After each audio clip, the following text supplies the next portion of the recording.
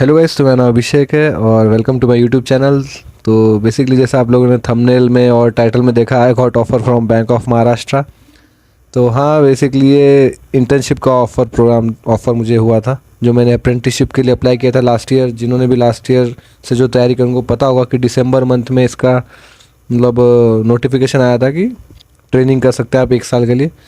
तो मुझे 1 डेढ़ साल लगभग तैयारी करते हो गए थे, कुछ आउटपुट नहीं मिला था, 1.5 साल हो गए थे। पेपर तो मैं दे रहा था, प्रीलिम्स मेंस क्लियर हो रहे थे, बट हाथ में जॉब नहीं थी।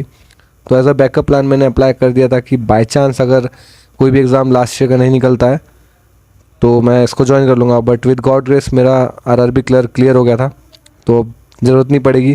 वरना मैंने सोचा था, क्योंकि ऑलरेडी मैं अच्छी खासी आईटी जॉब छोड़ के बैंकिंग की प्रिपरेशन करने आया था। मैं फुल टाइम प्रिपरेशन करने के लिए मैंने अपनी जॉब छोड़ दी थी, क्योंकि मुझे इंटरेस्ट था, मुझे इसी फील्ड में आना था। बट 1 डेढ़ साल कुछ मुझे रिज़ल्ट नहीं मिला तो थोड़ा सा पैनिक हो गया था, तो अप्लाई कर दिया था। बट प्लान भी रखना चाहिए, लेकिन मैं बोलूँगा कि अगर आप अभी अभी तैयारी करने आए हैं बैंकिंग फील्ड में, या फिर आपको 1 ही साल हुआ है, आप 1 साल और दे सकते हैं, तो आप अभी प्लान भी रेडी नहीं रखेंगे तो भी चलेगा। बट जिनको 2 साल 3 साल प्रिपरेशन करते हो गया, उनका प्री क्लियर नहीं हो रहा या प्री हो जाता है, मेंस बहुत मार्जिन से क्लियर नहीं हो रहा, तो उनको कुछ प्लान बी सोच के रखना चाहिए। भले आप तुरंत स्विच मत करें प्लान बी पे, बट फिर भी एक माइंड में रखना चाहिए कि अगर ये नहीं तो क्या। क्योंकि आप हमेशा इसी के भरोसे नहीं बैठ सकते ना। 3 साल अगर 2 साल 3 साल हो गया तो मेरा भी वही था कि अगर अब नहीं होता तो मैं ज्वाइन कर लेता था, फिर साइड बाय साइड एग्ज़ाम देता था, प्रिपरेशन करता था। क्योंकि प्रीलिम्स मेरे क्लियर हो रहे थे, मेंस भी 1-2 मार्क्स से रह जा रहा था, तो इतना पता था कि मैं मेंस की तैयारी करूँगा तो मेरा एग्ज़ाम इस साल तो निकलेगा या कभी निकलेगा।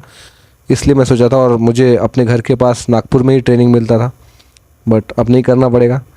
तो ये यही था कि साइड बाय साइड किसी को कुछ करना है। और इसका एक और फ़ायदा होता है कि इंटरव्यू में जैसे आप जाते हैं ना, जब मैं लास्ट ईयर मैंने पीओ का इंटरव्यू दिया था, तो जब मैं 1.5 साल से घर पे बैठा था तो मेरे पास बताने के लिए कुछ था नहीं कि मैं करेंटली कर क्या रहा हूँ प्रिपरेशन के साथ में। अगर मैं फुल टाइम प्रिपरेशन बताता हूँ तो एक नेगेटिव पॉइंट चले जाता है, क्योंकि जैसे और जो कैंडिडेट्स थे, जो आपके कंपटीशन वहाँ पे आ रहा है, वो कुछ ना कुछ, बहुत सारे स्टूडेंट्स कुछ ना कुछ करते हैं, मतलब ऑलरेडी कुछ जॉब में रहते हैं या किसी बैंक में रहते हैं, क्लर्क रहते हैं या प्राइवेट जॉब करते हैं, तो उनको प्रेफरेंस ज़्यादा मिलता है क्योंकि वो ऑलरेडी कुछ कर रहे हैं। अगर आप ये इंटरव्यू में बोलेंगे कि आप फुल टाइम प्रिपरेशन कर रहे हैं तो वो एक नेगेटिव पॉइंट चले जाता है। तो उस हिसाब से मैंने सोचा था कि साथ में ट्रेनिंग भी मिल जाएगी, एक्सपीरियंस भी मिल जाएगा और इंटरव्यू में काम आ जाएगा। ये भी मैं सोच के इसको फिल किया था, बट अब ज्वाइन नहीं करना पड़ेगा। तो यही था, यही बताना था। बाकी अभी नेक्स्ट एग्ज़ाम है मेरा आईपीएस पीओ का प्री, कल ही है 23 को, तो वो मैं देने जाऊँगा और रिव्यू शेयर करूँगा। और जिनका भी है उनको बेस्ट ऑफ लक। ठीक है, और थैंक यू। वीडियो अच्छा लगा तो लाइक करना, चैनल को सब्सक्राइब करना।